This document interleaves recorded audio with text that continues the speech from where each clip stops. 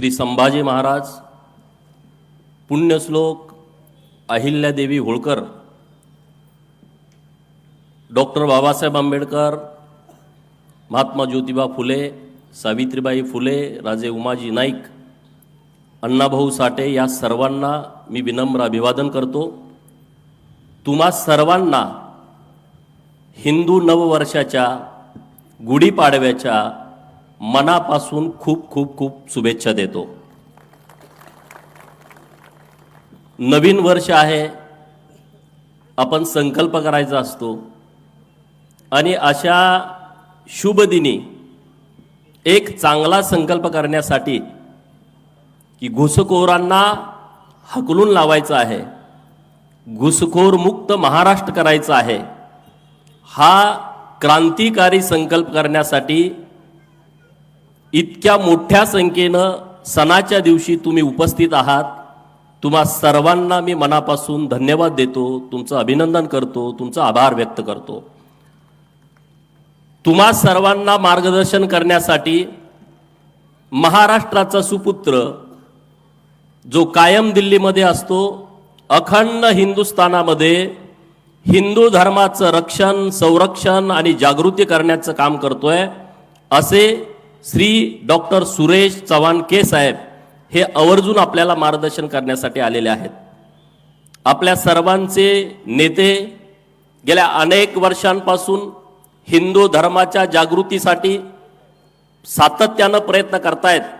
ते आपल्या सांगलीचे माजी आमदार माननीय नितीनराजे शिंदे व्यासपीठावरती उपस्थित, आज ज्या मारुती चौकामध्ये आपली सभा होते आणि मारुती चौकातली सभा म्हणजे कैलासवासी पैलवान संभाजी आप्पा पवार यांची आठवण झाल्याशिवाय सभा होऊ शकत नाही, अशा संभाजी आप्पांचे चिरंजीव माननीय पृथ्वीराज भैया पवार हे व्यासपीठावरती उपस्थित आहेत, स्वातीताई शिंदे आहेत, अन्य हिंदू एकता आंदोलनाचे सर्व मान्यवर मंडळी, पत्रकार मित्रांनो, आज गुढीपाडव्याचा दिवस आहे आणि या गुढीपाडव्याच्या दिवशी सांगलीमधून हिंदू एकताच्या माध्यमातून या महाराष्ट्रामध्ये जे घुसखोर घुसलेले आहेत आणि त्या घुसखोरांना हकलण्याची जबाबदारी शासन, प्रशासन इतकीच जागरूक हिंदू नागरिकांची आहे आणि ते आंदोलन हातामध्ये घेण्यासाठी आज मारुती रायाच्या साक्षीनं आपण सगळे इथं एकवटलेलो आहोत। लोक काय काय बोलतात, अरे तुम्ही एकदम टोकाची भूमिका घेताय, या घुसखोरांच्या विरोधामध्ये तुम्ही बोलताय, हिंदू धर्माच्या बाबतीमध्ये तुम्ही ओपन बोलताय। अरे मित्रांनो, या सांगलीमध्ये तुम्ही साधा हॉटेलवर राहायला गेला, 500 रुपयाची खोली जर भाड्याने घ्यायची असेल, 1000 रुपयाची खोली भाड्यात घ्यायची असेल, एक रात्रीसाठी घ्यायची असेल, तर तुम्हाला आयडी प्रूफ द्यावा लागतो, आधार कार्ड द्यावं लागतं। जर हॉटेलवर राहण्यासाठी एक रात्रीसाठी तुम्हाला आयडी प्रूफ द्यावा लागतो, तर या हिंदुस्थानमध्ये राहण्यासाठी तो या भारतातला नागरिक असावा, ते आयडी प्रूफ असायला पाहिजे का नको? साधा विचार आहे। पण तरी सुद्धा 500, 1000, 2000 घेऊन या देशामध्ये राहणारे काही नालायक लोक आधार कार्ड काढून देतात। अरे देशाशी गद्दारी म्हणजे तुम्ही आपल्या आईशी गद्दारी करताय, धर्माशी गद्दारी म्हणजे तुम्ही तुमच्या आईशी गद्दारी करताय। 1000, 5000 रुपयासाठी इनाम बेचणाऱ्या लोकांनी आता या भारतामध्ये आणि महाराष्ट्रामध्ये विचार करण्याची वेळ आली आहे। त्या दलालांना सुद्धा माझं सांगणं आहे, 1000, 500 रुपयासाठी कुणाला रेशन कार्ड आणि कुणाला आधार कार्ड काढून देऊ नका। सांगलीच्या एसपींना माझं आव्हान आहे की या सांगलीमध्ये तुम्ही कोम्बिंग ऑपरेशन करा आणि ज्या वस्त्यांमध्ये असे कोण घुसखोर घुसलेत, नितीन राजेने सांगितलं की पटेल चौकामध्ये एक बांगलादेशी सापडला, हे साधी सोपी गोष्ट नाही आहे, ही गंभीर बाब आहे। आणि म्हणून सांगली जिल्ह्यामध्ये प्रत्येक वस्तीमध्ये जिथं तुम्हाला शंका येते तिथं तुम्ही कोम्बिंग ऑपरेशन करा आणि तिथं कोण घुसखोर आहेत का याची तपासणी करा। पाठवा 100-100, 200-200 पोलीस, इकडं कुठेही नाक्यावरती इकडं तिकडं वेळ घालवतात, त्यांना तिथं पाठवा आणि त्यांनी शहनिशा केली पाहिजे। या महाराष्ट्रामध्ये आणि भारतामध्ये राहायचं असेल तर सच्चा देशभक्तांनीच राहिलं पाहिजे. महाराष्ट्रात राहायचं, भारतात राहायचं आणि पाकिस्तान क्रिकेट हारल्यानंतर मिरज आणि सांगलीमध्ये घोषणा द्यायचा, हे इथून पुढच्या काळामध्ये खपून घेतलं जाणार नाही. पोलिसांनी याच्यावरती कारवाई केली पाहिजे, कंबाड्यात लाता घातल्या पाहिजेत, घरावरती ह्यांच्या बुलडोजर फिरवला पाहिजे. अरे महाराष्ट्रामध्ये राहता, पाकिस्तानच्या घोषणा देता. अरे पाकिस्तानमध्ये जेवढे आतंकी आहेत त्याच्यापेक्षा या भारतामध्ये गद्दार जास्त राहतात, याची काळजी आपण सगळ्यांनी केली पाहिजे. हे गद्दार आपल्यासाठी घातक आहेत. पाकिस्तानची चिंता राहिली नाही. पाकिस्तानसाठी सीमेवरती आपले जवान लढतायत, केंद्र सरकार ताकदीने उभा राहत आहे. आता आपली मिलिटरी बदलते आहे, तिथली सगळी परिस्थिती बदलते आहे. पण गावागावामध्ये, शहरामध्ये हे मताच्या राजकारणासाठी जे गद्दार जन्माला आलेले आहेत ते पाकिस्तानच्या आतंक्यापेक्षा हे जास्त डेंजर आहेत. याची आपण चिंता केली पाहिजे, याची आपण काळजी केली पाहिजे.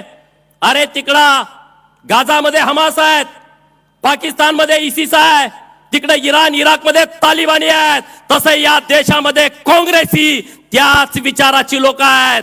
त्यांना देशाचं देणं घेणं नाही आहे, त्यांना फक्त मताचं देणं घेणं आहे. मताच्या राजकारणासाठी इतिहासाची तोडमोड करायची, मताच्या राजकारणासाठी इतिहासामध्ये वेगवेगळी प्रकरणं आणायची. नवीन इतिहास संशोधक या भारतामध्ये आणि देशामध्ये आणि महाराष्ट्रामध्ये जन्माला आलेले आहेत. मताच्या राजकारणासाठी जसा पाहिजे तसा इतिहास लिहायचा आणि म्हणायचं मागचा इतिहास आम्हाला मान्य नाही. अरे आता नितीन राजेने सांगितलं औरंगजेबाची कबर, काही संघटना बोलल्या औरंगजेबाच्या कबरीविषयी काय आमची हरकत नाही. अरे बापरे, औरंगजेबाच्या कबरीविषयी तुमची हरकत नाही, मग तुमची हरकत कुणाविषयी आहे? तुमचा नेमका अजेंडा काय आहे? अरे छत्रपती शिवाजी महाराजांच्या महाराष्ट्रामध्ये राहता आणि औरंगजेबाच्या कबरीच्या विषयी तुमची भूमिका उघड उघड जाहीर करता, मताच्या राजकारणासाठी करता. हे इथून पुढच्या काळामध्ये आपण खपवून घेतला नाही पाहिजे. तुम्ही जर झोपला ना, तुम्हाला जागे करायला कोणी येणार नाही आहे. हम दो हमारे दो. अरे हम दो हमारे दो तर सगळ्यांचे दो पाहिजेत ना. आमचे दो कसे? आमची माणसं हम दो हमारा एक, त्याला सरकारी नोकरी लागली पाहिजे हे स्वप्न बघतोय. हम दो हमारे एक सरकारी नोकरीसाठी 30 वर्ष घालवतोय आणि तिकडे हम दो हमारे 10 ते म्हणतोय नोकरी नको, सरकारच आमचं आणायचं आहे. अरे विचार करा ह्या गोष्टीवरती, ह्या गोष्टीवरती विचार करा. तुमचं चाललंय काय नेमकं?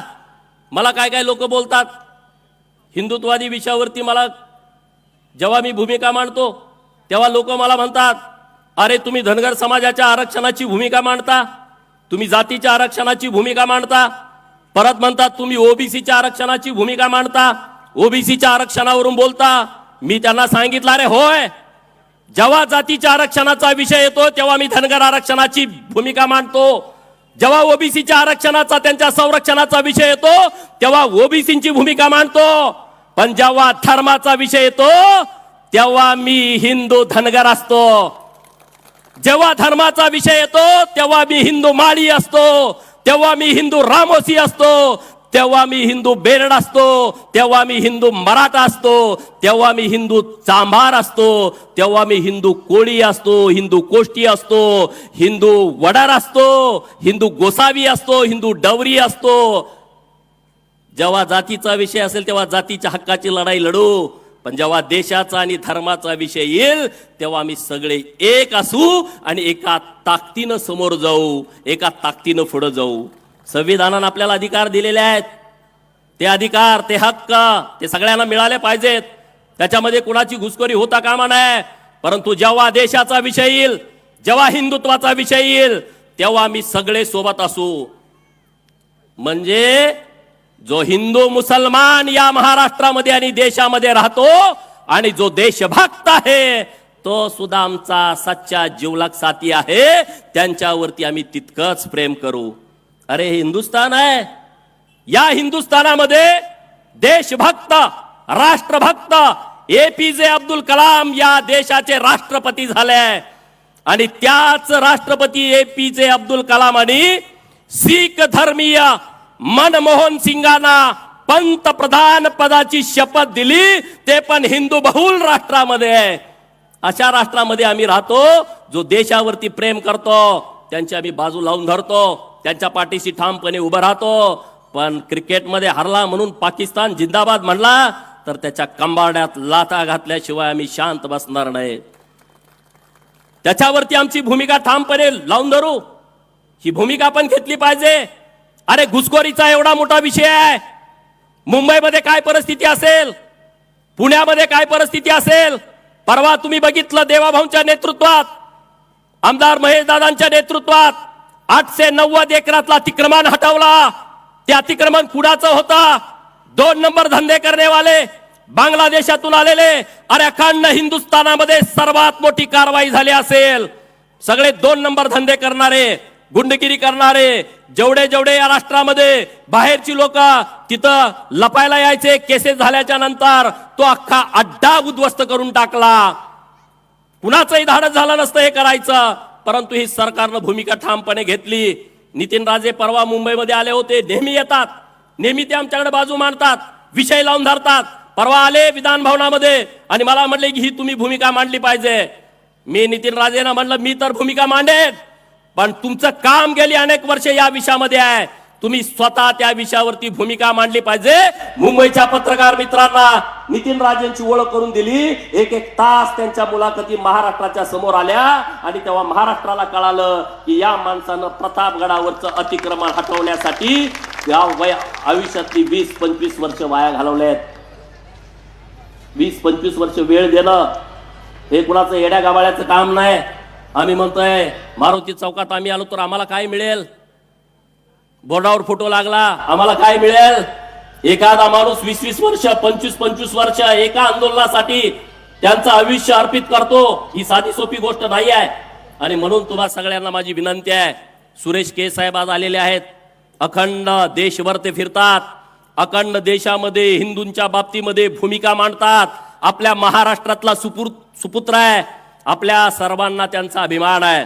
एक आमच्या शिर्डीतला, अहिल्यानगर जिल्ह्यातला एक मुलगा दिल्लीमध्ये जातोय, चॅनल काढतोय आणि अखंड देशभर हिंदूंची भूमिका मांडतोय. हे कुणी करू शकत नाहीत. ते काम माननीय सुरेश के साहेब करतायत. त्यांच्यासाठी सर्वांनी जोरदार टाळ्या वाजवून त्यांना आपण समर्थन देण्याची गरज आहे. इथून पुढे जागा व्हा. हे मताच्या राजकारणासाठी हिंदू एकताचं आंदोलन सुरू नाही आहे. लोक म्हणतात की यांना मताचं राजकारण नाही आहे. निवडणुका संपल्या, लोकसभा झाल्या, विधानसभा झाल्या. आता जागरूकपणे पुढे जाण्याची आवश्यकता आहे. धर्मांतरणाचा विषय हा वासून पुढे उभा आहे. अरे कुणीतरी किट आणून देत आहे, कुणीतरी कपडे आणून देत आहे, कुणीतरी दवाखान्याला पैसे देत आहे, कुणीतरी काहीतरी मंत्रतंत्र करताय आणि आमच्या भोळ्या भाबड्या लोकांना कळत नाही ते धर्मांतरण करतायत. अरे छत्रपती धर्मवीर संभाजी महाराजांची आपण औलाद आहोत. धर्मवीर छत्रपती संभाजी महाराजांनी जर धर्मांतरण केलं असतं तर आपली आज परिस्थिती काय झाली असती याचा विचार या महाराष्ट्रातल्या आणि देशातल्या हिंदूंनी करण्याची आवश्यकता आहे. अरे त्यांचं 40 दिवस हाल हाल केले. नाक कापलं, कान कापलं, जीभ कापली, सगळे कातडी काढली, एक एक अवयव त्यांचा निकामी केला, परंतु त्यांनी धर्मांतरण केलं नाही. रेशनच्या मालासाठी धर्मांतरण करणाऱ्या औलादीनो, धर्मवीर छत्रपती संभाजी महाराजांचा आदर्श डोळ्यासमोर ठेवा. मला काहीतरी मिळालंय, 2 लाख मिळाले, 3 लाख मिळाले, रेट कार्ड काढलाय त्यांनी धर्मांतरणाचा. ब्राह्मणाने धर्मांतर केलं तर काय करायचं? मराठा समाजाने केलं तर काय करायचं? बाकीच्या ओबीसीतल्या लोकांनी काय केलं? धर्मांतर केल्यानंतर त्यांना काय द्यायचं? मायनर ओबीसीनं धर्मांतरण केल्यानंतर काय करायचं? एससी एसटी मधल्या लोकांनी धर्मांतर केल्यानंतर रेट कार्ड ठरलाय 5 लाख, 3 लाख, 2 लाख. लव जिहादच्या घटना घडतायत महाराष्ट्रामध्ये. अरे ठरवून मुलींना टार्गेट केलं जात आहे. हे जे महाराष्ट्रामध्ये, आता मी नावं घेत नाही, आता मला अजून अंदाज नाही या व्यासपीठाचा, नाहीतर दुसरंच वादंग व्हायचं. या मताच्या राजकारणासाठी तुम्ही लव जिहादच्या बाबतीमध्ये किती नीच काम करताय. अरे सातारा जिल्ह्यामधली पोरं मला परवा भेटली, मागच्या महिन्याभरातली गोष्ट आहे. जे हिंदू एकता आंदोलनाच्या माध्यमातून काम करतायत ते पोरं माझ्याकडे आली. लव जिहादची घटना घडली होती, त्याच्यावरती गुन्हा दाखल केला. ही सातारा जिल्ह्यातली कोरेगाव तालुक्यातली घटना आहे. त्याच्यावरती गुन्हा दाखल केला. तो जेलमध्ये गेला. एक वकील आपल्यातला समोर आला. ती पोरं जाऊन त्यांना भेटली की तुम्ही वकीलपत्र घेऊ नका, ह्यानं चुकीचं काम केलंय, 1 नाही 2 नाही 3 नाही 4 नाही 5 नाही 11 हिंदूंच्या मुलींना टार्गेट केलाय. वकील मानायला तयार नाही. वकिलांनी वकीलपत्र घेतला, त्या पोराला सोडवल्याच्या नंतर त्यांना परत सगळे हे प्रकरण सुरू केला. परंतु त्या पोराला माहित नव्हता इंस्टाग्रामच्या आणि फेसबुकचा सगळ्या आयडी या पोराने आधी काढून घेतल्या होत्या. झेल मधून आल्याच्या नंतर त्यांना परत हिंदू 7-8 मुलींना टार्गेट केला. दुर्दैवाची बाब ही आहे की ज्या वकिलानं त्याला जेलमधनं सोडवलं त्याच्या सख्या वहिनीला सुद्धा त्यानं त्याच्या जाळ्यात ओढलं होतं. मी त्या पोरांना म्हटलं, अरे सांगा ना त्या वकिलाला. पोरं एकदम रागामध्ये होती.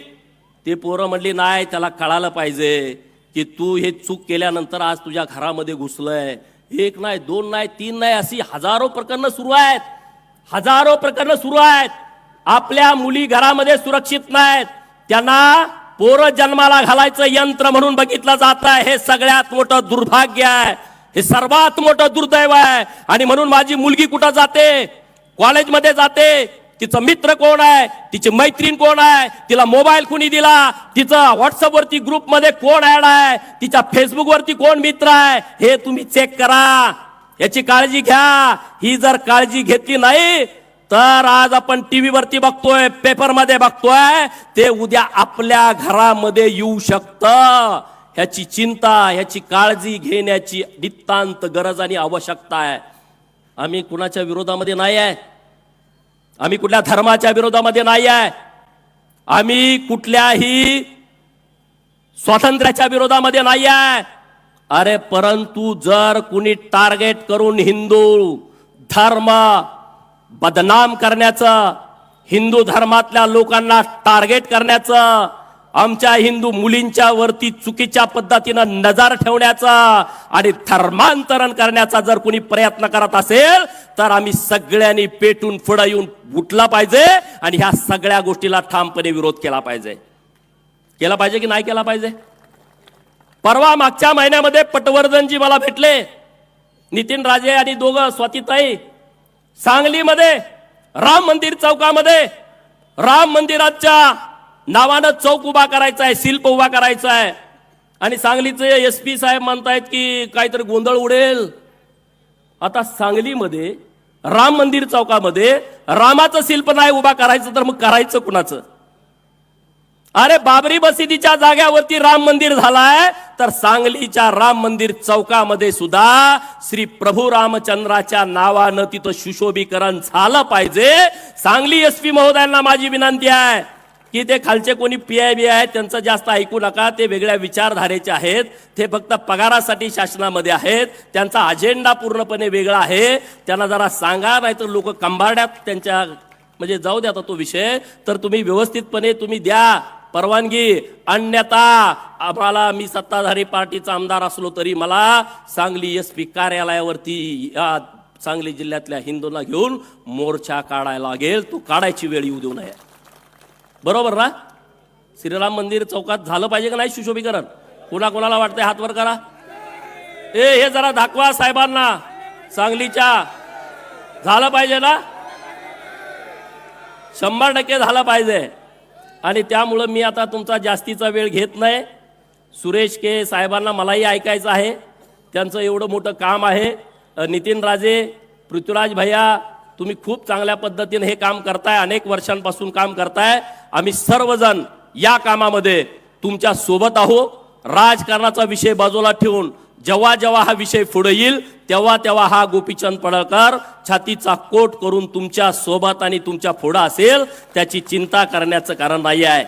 कारण छत्रपती शिवाजी महाराजांनी मोजक्या लोकांना, 18 पगड जातीतल्या 12 बलुतेदारांना, मायनर OBC लोकांना, मराठा समाजाच्या लोकांना बरोबर घेऊन हे हिंदवी स्वराज्य स्थापन केलेलं आहे. आणि त्यामुळं ते हिंदवी स्वराज्य स्थापन केलेलं, त्याची चिंता, त्याची काळजी घेणं ही आपल्या सगळ्या मावळ्यांची जबाबदारी आहे. त्या पद्धतीनं आपण सगळेजण पुढं काम करत राहू, एवढंच या निमित्तानं बोलतो आणि थांबतो. जय हिंद, जय महाराष्ट्र. धन्यवाद. सन्माननीय आमदार गोपीचंद पडळकर यांनी घुसखोर मुक्त महाराष्ट्र अभियान आणि लव जिहाद विषयी आपल्याला सावध केलेलं आहे. धन्यवाद देत आहोत.